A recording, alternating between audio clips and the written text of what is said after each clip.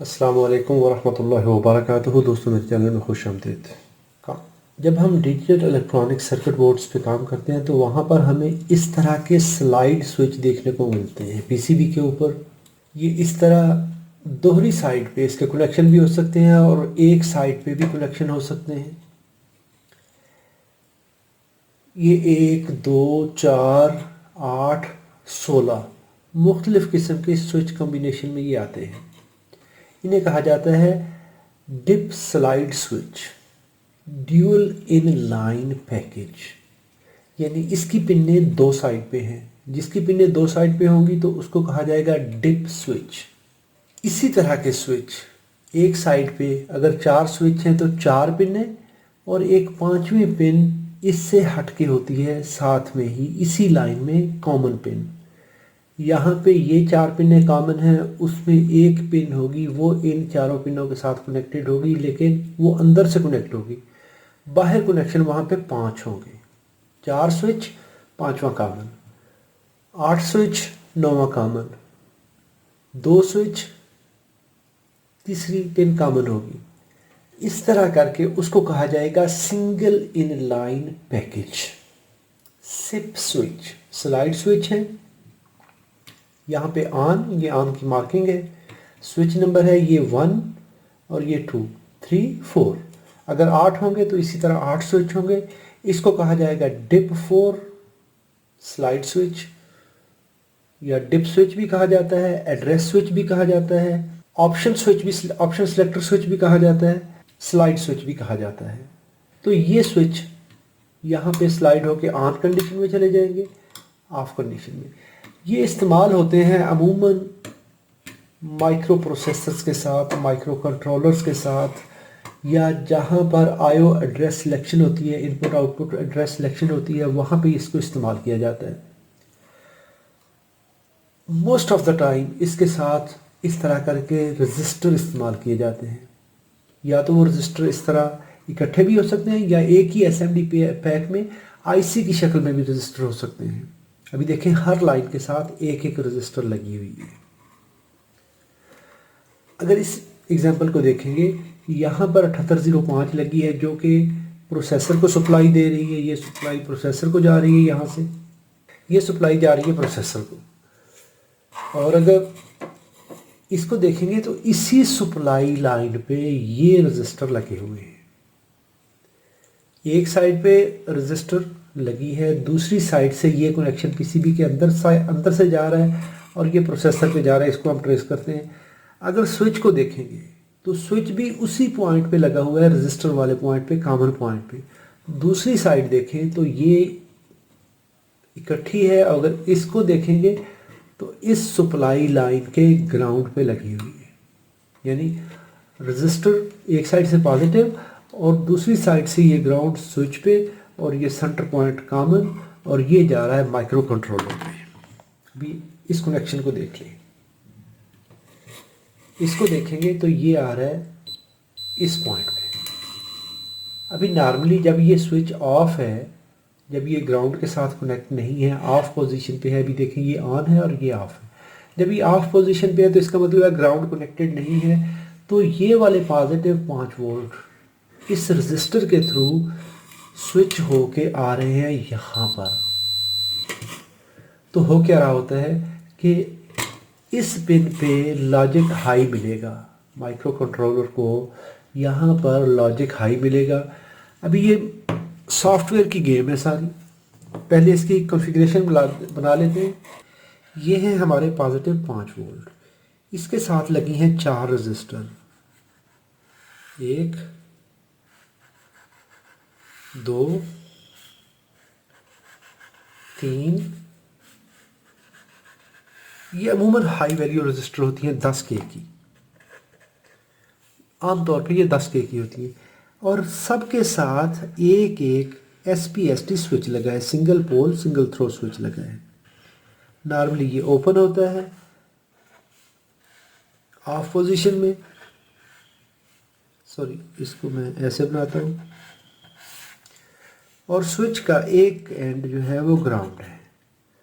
अभी ये एक रजिस्टर चलेगी माइक्रो कंट्रोलर पे, जब ये स्विच ऑफ है तो ये पॉजिटिव 5 वोल्ट यहाँ से गुजरेंगे, यहाँ से होके माइक्रो कंट्रोलर की पिन पे चले जाएंगे। अभी माइक्रो कंट्रोलर को सॉफ्टवेयर के अंदर बता दिया जाता है कि अगर यहाँ पर आएंगे 5 वोल्ट यानी लॉजिक हाई होगा, क्योंकि ये एक सेंस सिग्नल होता है, इसमें करंट नहीं होती क्योंकि 10 के रजिस्टर से गुजर रहा है, तो ये एक वोल्टेज लेवल होता है। जब ये वोल्टेज 5 वोल्ट होंगे तो माइक्रो कंट्रोलर एक फंक्शन स्टार्ट कर देगा। फॉर एग्जांपल वो कहेगा पिन नंबर 1 से 50 हर्ट्ज आउट करने हैं आपने। मैं मिसाल दे रहा हूँ, कुछ भी फंक्शन इस पर लिखा जा सकता है, जो भी लिखने वाले ने लिखा है वही काम होगा। अभी अगर हम इस बोर्ड को किसी और मकसद के लिए इस्तेमाल करना चाहते हैं तो इस स्विच को ऑन कर देंगे, तो क्या होगा, ये ग्राउंड लेवल इस पिन पे चला जाएगा। पहले 5 वोल्ट थे, अभी ये पिन लो हो गई। जब ये पिन लो हुई तो पहले अगर 50 हर्ट्ज आउट कर रहा था, अभी 100 हर्ट्ज शुरू कर देगा, जो भी सॉफ्टवेयर में लिखा है। यानी अगर उसको लिखा है इफ 5 वोल्ट फंक्शन ये करना है, तो अगर ये 0 वोल्ट हो जाएंगे तो उस वक्त फंक्शन नंबर ऑप्शन नंबर 2 करना है। इसको ऑप्शन 1 कह दे, ऑप्शन 2 कह दे। यहाँ पे एक तरह का काम करेगा जब 5 वोल्ट होंगे, जब ऑप्शन चेंज हो जाएगा तो दूसरा काम करेगा। अभी देखिए ये पिन हमने कहा था 5 वोल्ट पहुंच रहे हैं इस पिन पर। पहले ये देखिए ये स्विच ओपन कंडीशन में है, इसको ऑन करेंगे तो ये लाइन अभी लो हो जाएगी। अभी ये पिन यहाँ से ग्राउंड के साथ कनेक्ट हो गई और यही ग्राउंड पहुँच गया यहाँ पर। हम कह सकते हैं कि ये वाली साइड अभी ये पिन ग्राउंड के साथ कनेक्ट हो गई। तो माइक्रो कंट्रोलर को समझ आ गई कि ऑप्शन नंबर 2 को यूज़ करना है। अगर इस लाइन को देखेंगे तो ये लाइन माइक्रो कंट्रोलर की इस पिन पे आ रही है। अभी ये पिन ग्राउंड के साथ कनेक्ट नहीं है, ये ग्राउंड लाइन है, देखें ग्राउंड के साथ इसका कनेक्शन नहीं है। लेकिन जैसे ही इस स्विच को ऑन कर देंगे,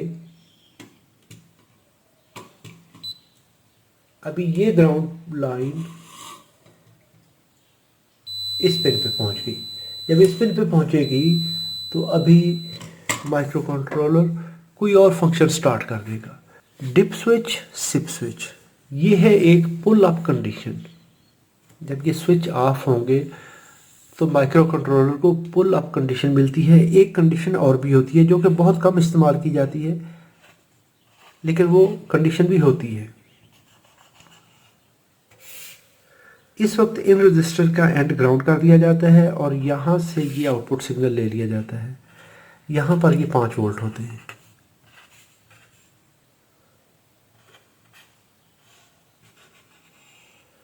ये दूसरा सिग्नल आउट हो गया। ऐसे ही हर पिन एक एक लाइन पे काम कर रही होती है। अभी ये स्विच जब ऑफ है तो ये 4 फंक्शन सेलेक्ट होंगे। इसका कुछ भी रिजल्ट हो सकता है, कोई वैल्यू ये मल्टीप्लाई करना शुरू कर देगा। ये थर्मामीटर्स के अंदर है, HVAC के अंदर है, डिजिटल बोर्ड्स के अंदर है। अगर एक स्विच ऑफ होगा तो वो पोर्ट A को सिलेक्ट कर लेगा, स्विच ऑन होगा तो पोर्ट B पे डाटा भेजेगा। अगर ये स्विच ऑन है तो सेंसर नंबर 1 से डाटा लेगा, स्विच ऑफ है तो सेंसर नंबर 2 से डाटा लेना शुरू कर देगा। यानी मुख्तलिफ़ किस्म की डिजिटल कम्युनिकेशन जब होती है, वहाँ पे माइक्रो कंट्रोलर को इंस्ट्रक्शन बताई जाती है, इंस्ट्रक्शन दी जाती है कि इसके वोल्टेज देखने हैं आपने, अगर ये हाई होगा तो ये काम, लो होगा तो ये काम। जैसे मैंने मिसाल दी है कि अगर ये स्विच ओपन है, इस पे हाई वोल्टेज मिलेंगे, 5 वोल्ट मिलेंगे। प्रोसेसर को कहा जाता है कि जी सेंसर नंबर 1 से डाटा आपने लेना है, जो भी एनालॉग सिग्नल है, डिजिटल सिग्नल है, जो भी वैल्यू आएगी वो आपने लेनी है। अगर ये स्विच क्लोज होगा दैट मीन्स कि ये पिन लो है।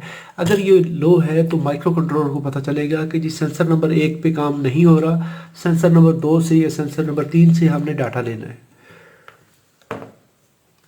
तो इस तरह करके ये स्विच काम कर रहे होते हैं। इनमें जो कॉमन प्रॉब्लम आता है इन स्विचेस के अंदर, क्योंकि ये बहुत अरसा इस्तेमाल नहीं होते, बहुत लंबे अरसे तक हो सकता है कि जब से बोर्ड बना है 20 साल हो गए, इस्तेमाल नहीं हुआ, आज इस्तेमाल करने की ज़रूरत पड़ी है, इसको ऑन किया, इसके कॉन्टैक्ट चूँकि ओपन रहते हैं, इसके अंदर नमी भी पहुंच सकती है, डस्ट भी पहुंच सकती है, तो वहाँ पे कॉन्टैक्ट के ऊपर रेजिस्टेंस आ जाती है, डस्ट आ जाती है, रस्ट आ जाती है, मुख्तलिफ़ किस्म के डिपॉज़िट आ जाते हैं, ऑक्साइड बन जाते हैं।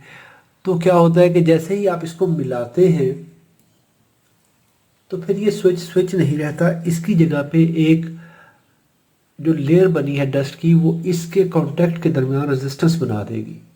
तो क्या होगा, दो रेजिस्टर इन सीरीज़ आ जाएंगी, और क्या होगा कि ये जब वोल्टेज डिवाइडर बन के माइक्रो कंट्रोलर को कोई सही सिग्नल नहीं मिलेगा, या तो ये सिग्नल हाई होना चाहिए या ये लो होना चाहिए, उस वक्त ये इन दोनों के दरमियान में एक सिग्नल बन जाता है।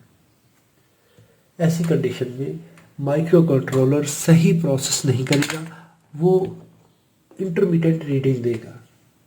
तो उस वक्त जो बेहतर हल होता है, इस स्विच को ऑफ कंडीशन में तो हमने चेक कर लिया कि ये ओपन रेजिस्टेंस है, हाई रेजिस्टेंस है, 10 किलो ओम आ रही है, 15 किलो ओम आ रही है।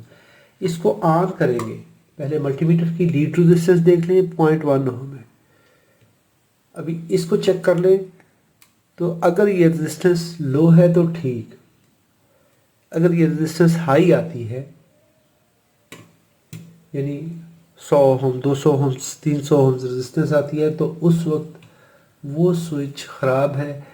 एक तो उसका हल ये होता है कि वहाँ पर थोड़ा सा कॉन्टैक्ट क्लीनर स्प्रे कर दिया जाए, या अल्कोहल का, स्पिरिट का, थिनर का एक ड्रॉप इसके अंदर डाल के इसको 2-3 दफ़ा ऐसे मूव कराएं, तो अमूमन ये काम करना शुरू कर देता है। इसके अंदर जो लगी हुई डस्ट होती है वो वहाँ अपने पॉइंट से हिल जाती है।